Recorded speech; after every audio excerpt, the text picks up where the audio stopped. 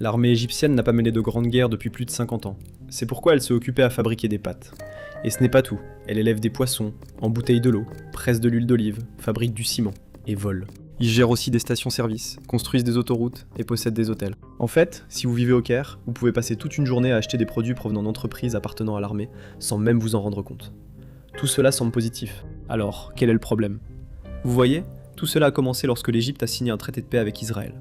Du jour au lendemain, le pays s'est retrouvé avec l'une des plus grandes armées de la région et aucune guerre à préparer. Mais renvoyer chez eux des centaines de milliers de soldats sans rien à faire semblait plus dangereux que de les garder occupés. Alors le gouvernement a décidé d'employer ces soldats pour aider l'économie à la place. Ils ont laissé les généraux construire des choses et en vendre en échange de leur loyauté. C'était un cauchemar pour les entreprises privées, car il était presque impossible de rivaliser avec l'armée. Le gouvernement les favorisait déjà, et, en plus, les entreprises militaires payaient peu ou pas d'impôts. Ils pouvaient aussi construire sur les terres désertiques que l'armée contrôle légalement, et c'est pratiquement toute l'Égypte.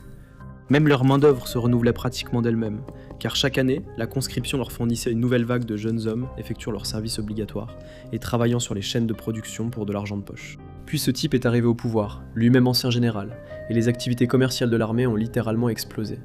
Chaque fois que l'Égypte voulait construire quelque chose, le travail allait directement à l'armée, sans aucune question ni appel d'offres. La nouvelle capitale administrative à elle seule est un projet de 58 milliards de dollars. Le nouveau quartier général militaire de l'Égypte, l'Octogone, est même plus grand que le Pentagone. Et pourtant, personne ne peut dire exactement combien d'argent l'armée gagne réellement. Ces entreprises ne sont pas auditées. Une grande partie de leurs revenus n'apparaît pas dans les comptes, et même le Parlement est largement tenu dans l'ignorance. Les journalistes qui ont essayé de découvrir la vérité se sont retrouvés derrière les barreaux. Un chercheur a passé 7 ans en prison, pour ensuite être condamné à 10 ans de plus pour avoir divulgué des secrets d'État. L'opacité est devenue telle que même le FMI exige des réponses. Alors que l'économie égyptienne continuait de se détériorer et que le Caire revenait demander 8 milliards de dollars supplémentaires au titre d'un plan de sauvetage, le FMI a accepté, mais à une condition, qu'ils doivent commencer à vendre des entreprises militaires et laisser un peu de place au secteur privé pour concurrencer. Officiellement, l'Égypte a bien sûr accepté, comme elle l'a toujours fait. Abdel Fattah el-Sisi promet de privatiser les entreprises détenues par l'armée depuis 2018. Les stations-service et les entreprises d'eau en bouteille gérées par l'armée étaient censées être les premières à être vendues. Des années plus tard, elles attendent toujours. Parce que voyez-vous, ces entreprises n'ont jamais été de simples sociétés commerciales. Elles font partie d'un accord de loyauté.